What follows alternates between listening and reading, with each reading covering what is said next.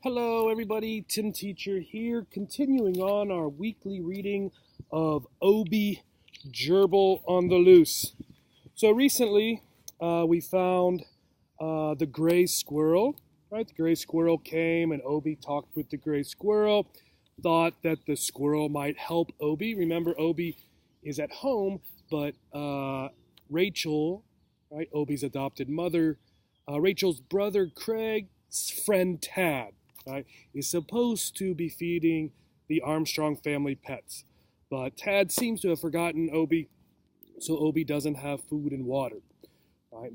Obi thought, well, maybe the gray squirrel would help. But the gray squirrel thought that Obi was in jail, that Obi was a prisoner. So the gray squirrel did not want to help Obi, did not want to get in trouble for helping a prisoner. Right? But then, luckily, we think luckily, Obi figured out how to get out of the cage. Obi figured out how the door opened. Right? So Obi now is outside the cage. Right? And we are continuing on. Obi was going to go into Craig's bedroom. And the chapter this time is chapter 16, Craig's bedroom. We're going to read a few chapters today. So I'll tell you when we get to each chapter, just so we can keep going in our book. So chapter 16, Craig's bedroom. Stepping out into the hallway, Obi turned in the direction that Tad had disappeared. But Tad was nowhere in sight. He must be in Craig's bedroom, Obi decided.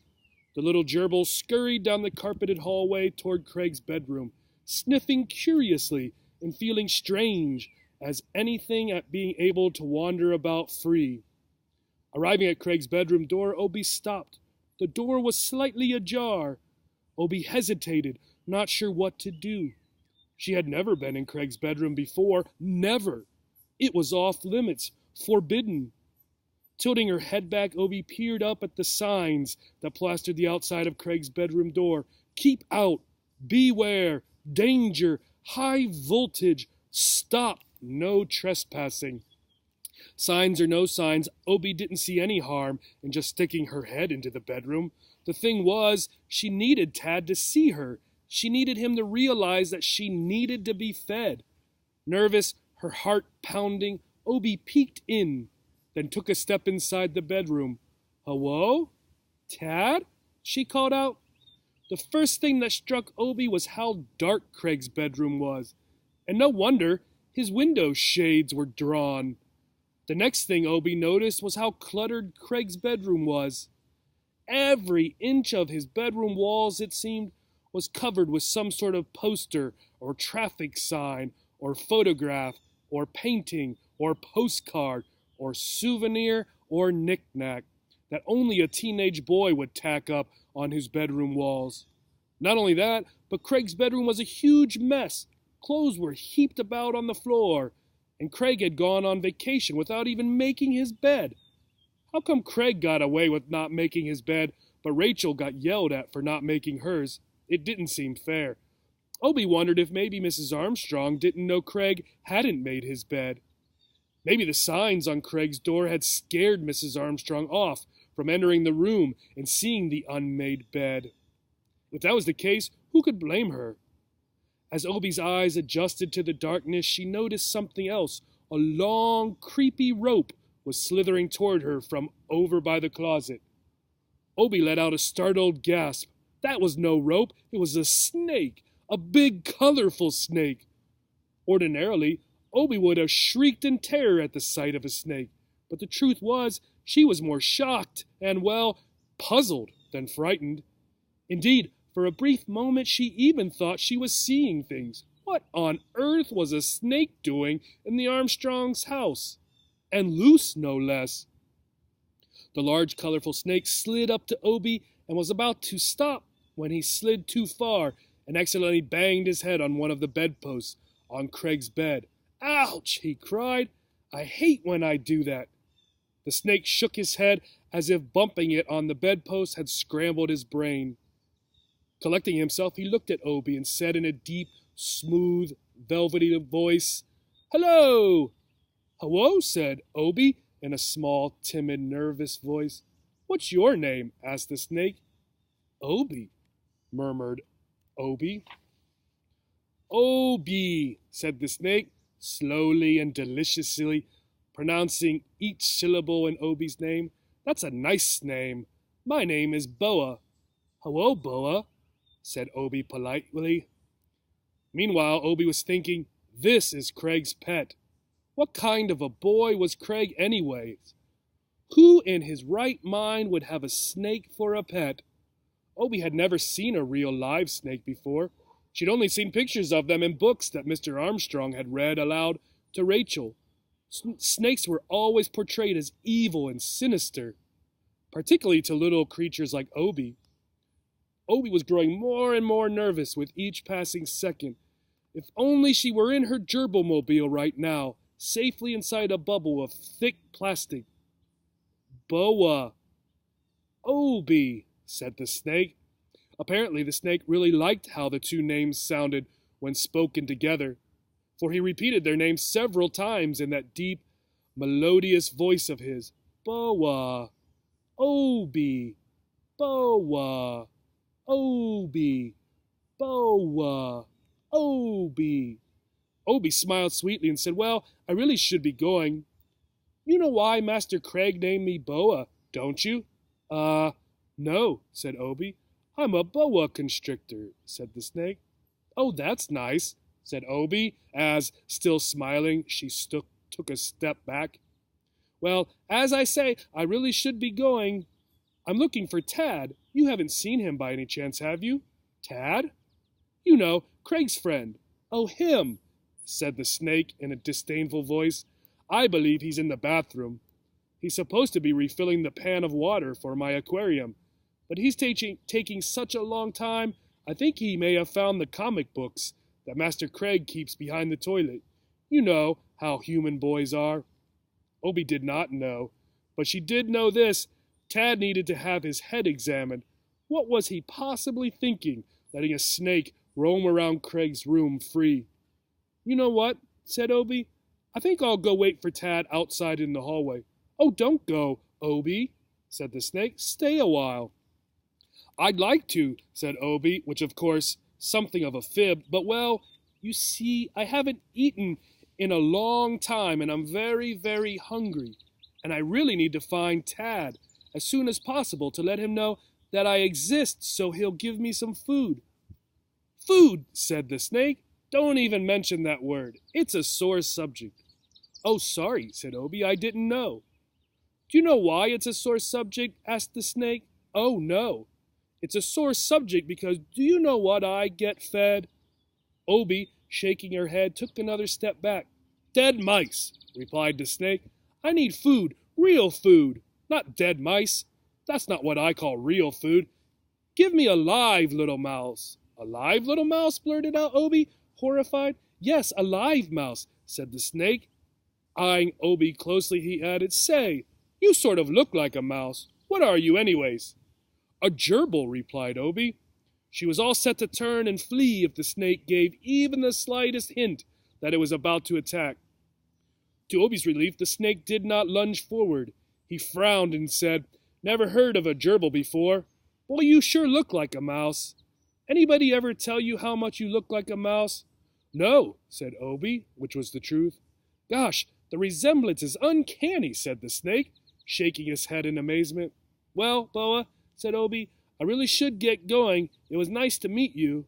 And so saying, Obie spun about and began to hurry toward the slanted ray of hallway light that fell across the bedroom floor from the slightly ajar door. Obie had taken only a few steps when suddenly out of nowhere, this large, black, hairy, multi-legged creature sprang out and plopped down on the carpet in front of Obie. Eek! Shrieked Obie, leaping forward. It was a spider, a large, black, hairy, 8-legged arachnid. Chapter 17. The Tarantula. Not so fast, senorita, the spider said to Obie, speaking with a Spanish accent. Then to the snake, the spider said, You dimwit, you're letting a perfectly good meal get away. The snake slithered up to Obie and the spider. A meal? He said, puzzled. What are you talking about, Jose? The spider lifted a leg and gestured toward Obi. "Hello," he said. "This creature could be your dinner." "Obi?" said the snake, staring at the little gerbil in surprise. "But Obi is a gerbil." The spider groaned and rolled his eyes. For a moment it looked as if he was all he could do to restrain himself from reaching over with 2 of his 8 legs and grabbing the snake by the head and shaking some brains into him. "Excuse me," said the spider, "but the last time I looked, gerbils and mice are practically the same thing." The snake widened his eyes in amazement. "Get out! Is that right?" He shook his head in wonder and continued, I thought Obi looked like a mouse. Didn't I say that, Obi?" "Yes, you did," admitted Obi. "See," declared the snake with a triumphant grin. The spider rolled his eyes again and muttered something under his breath about dunderheads. Obi focused her eyes on the spider and said, "Who are you?" "He's a spider," said the snake. "Tarantula," corrected the spider. "A tarantula?" cried Obi, aghast, leaping back. "The name is Jose," said the tarantula, sticking a leg out for Obi to shake. "Glad to meet you, senorita." Obi did not shake the tarantula's leg. "Why aren't you in your cage?" "That Tad kid lets us out whenever he comes to feed us," said the tarantula. "Before he leaves, he puts us back in our cages." "He darn well better," thought Obi. "I can't believe Craig has a real-life tarantula for a pet," she said, "not to mention a boa constrictor." The tarantula stifled a snort. He looked quite amused. "Boa constrictor?" he said, with a smirk, pointing a leg at the snake. "Him? He's no boa constrictor." "He's not? But I thought," Obi turned and stared at the snake, "I thought you told me you were a boa constrictor." The snake turned to the tarantula, looking just as surprised as Obi. "I'm not?" The tarantula chuckled. "Oh, he tells everyone he's a boa constrictor. Well, everyone being me. I'm Master Craig's other pet." "But if you're not a boa constrictor, why is your name Boa?" Obi asked the snake. Looking totally befuddled, the snake shrugged. "That's his problem," said the tarantula. "Master Craig named him Boa, but he's not a boa constrictor. He's only a corn snake. I guess Master Craig wanted a boa constrictor for a pet, but had to settle for a measly old corn snake." The tarantula lifted a leg to the side of his mouth and, lowering his voice, said, "As a result, he's got a bit of an inferiority complex." The snake heard him. Obi thought Boa would mind being described in this manner, but apparently he didn't. In fact, he nodded in agreement, as if having an inferiority complex was a badge of honor. "That's what I got," he said, "an inferior complex. Right, Jose?" "Yeah," said the tarantula, "so I'm helping the poor guy out." He put a comforting leg around the snake, just behind his oval-shaped head. "I'm teaching him all the tricks of the trade. Like how to be a predator instead of a sap." "That's very kind of you," said Obi. "Isn't it?" replied Jose, nodding, without any hint of modesty whatsoever. "He's the best, this spider," said the snake. "Tarantula," corrected the spider. "Spider, tarantula," said the snake with a little shrug. "Same thing." The tarantula became very indignant. He removed his leg from the snake. "No, it is not the same thing," he cried, annoyed. "Spiders are daddy longlegs and itsy-bitsy spiders. I'm a hairy, scary tarantula." "Yeah, but you're still a spider," declared the snake with a loud, goofy laugh. "Tarantula," replied the spider, incensed. "Spider! Tarantula!" Hearing the snake and tarantula bicker, Obi got the feeling that this was not the first time that the two of them had disagreed over this subject. It also dawned on Obi that this was a perfect chance for her to escape. Slowly, so as not to arouse suspicion, the little gerbil took a step back, then another step. Then she swung about and dashed through the lighted slit in the bedroom doorway. Out in the hallway, Obi raced toward Rachel's bedroom. She was almost there when down the hallway, who should appear walking leisurely up the carpeted stairs but Sweetie Smoochkins. I hope you enjoyed the readings for this week. Next week we will continue on with chapter 18 and 19.